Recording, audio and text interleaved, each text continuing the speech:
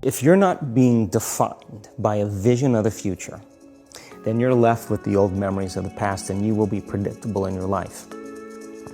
And if you wake up in the morning and you're not being defined by a vision in the future, as you see the same people and you go to the same places and you do the exact same thing at the exact same time, it's no longer that your personality is creating your personal reality. Now your personal reality is affecting or creating your personality. Your environment is really controlling how you think and feel unconsciously, because every person, everything, every place, every experience has a neurological network in your brain. Every experience that you have with every person produces an emotion. So some people will use their boss to reaffirm their addiction to judgment. They'll use their enemy to reaffirm their addiction to hatred. They'll use their friends to reaffirm their addiction to suffering. So now they need the outer world to feel something. So to change then is to be greater than your environment, to be greater than the conditions in your world. And the environment is that seductive. So then why is meditation the tool? Well, let's sit down, let's close our eyes. Let's disconnect from your outer environment. So if you're seeing less things, there's less stimulation going to your brain. If you're playing soft music or you have earplugs in, less sensory information coming to your brain, so you're disconnecting from your environment. If you can sit your body down and tell it to stay like an animal, stay right here. I'm gonna feed you when we're done. You can get up and check your emails, you can do all your texts, but right now, you're gonna sit there and obey me.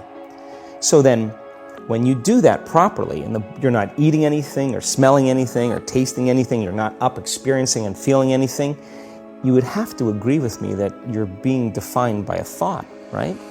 So when the body wants to go back to its emotional past, you become aware that your attention is on that emotion, and where you place your attention is where you place your energy.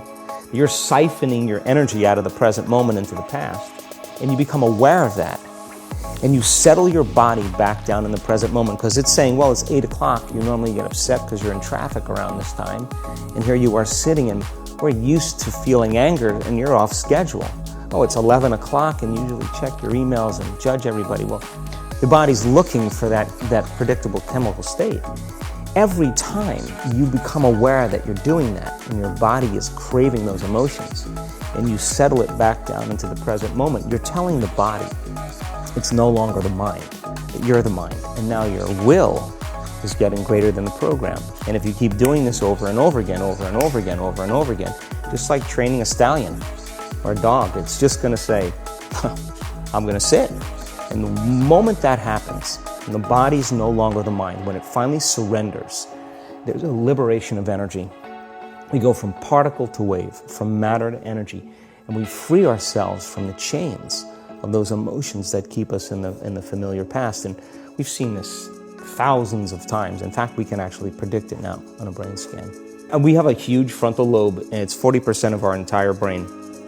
And most people, when they have a thought, they just think that that's the truth. And I think one of my greatest realizations in my own journey was, just because you have a thought doesn't necessarily mean it's true.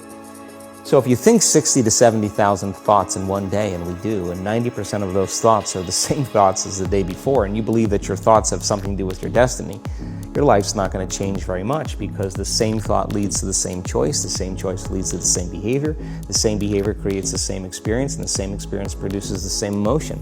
And so then the act of becoming conscious of this process to begin to become more aware of how you think, how you act, and how you feel.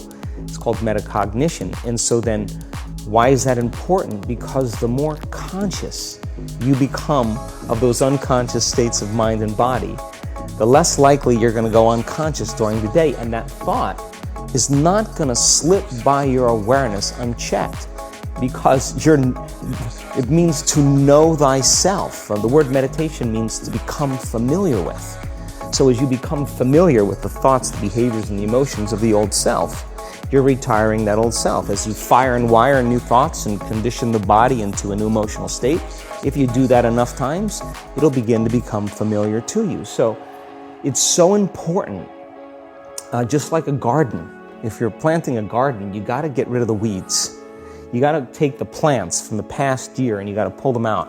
The rocks that sift to the top that are Like our emotional blocks, they have to be removed. The soil has to be tenderized and broken down. We have to make room to plant a new garden. So primarily, we learn the most about ourselves and others when we're uncomfortable. Because the moment you move into that uncomfortable state, normally a program jumps in. When that program jumps in, it's because the person doesn't want to be in the present moment and engage it consciously. So when you teach people how to do that with a meditative process, it turns out that when they're in their life, they're less likely to emotionally react. They're less likely to be so rigid and believe the thoughts they were thinking. They're more aware of when they go unconscious back into a habit, and that is what starts the process of change.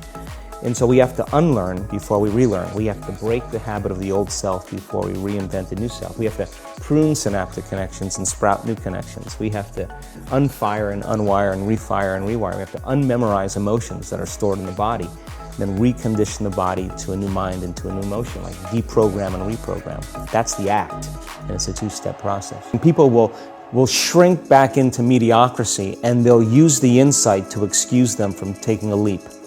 They'll say, yeah, I have a chemical imbalance in my brain. Yeah, my father was really overbearing. He was a perfectionist. That's why I am the way I am. People, they come up with stuff to excuse themselves. The insight is actually giving them permission to stay limited. And it's an amazing idea, because they'll say to you that they really want to get over their anxiety.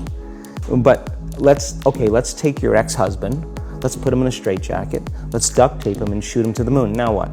What are you going to do now? You still have to make those changes.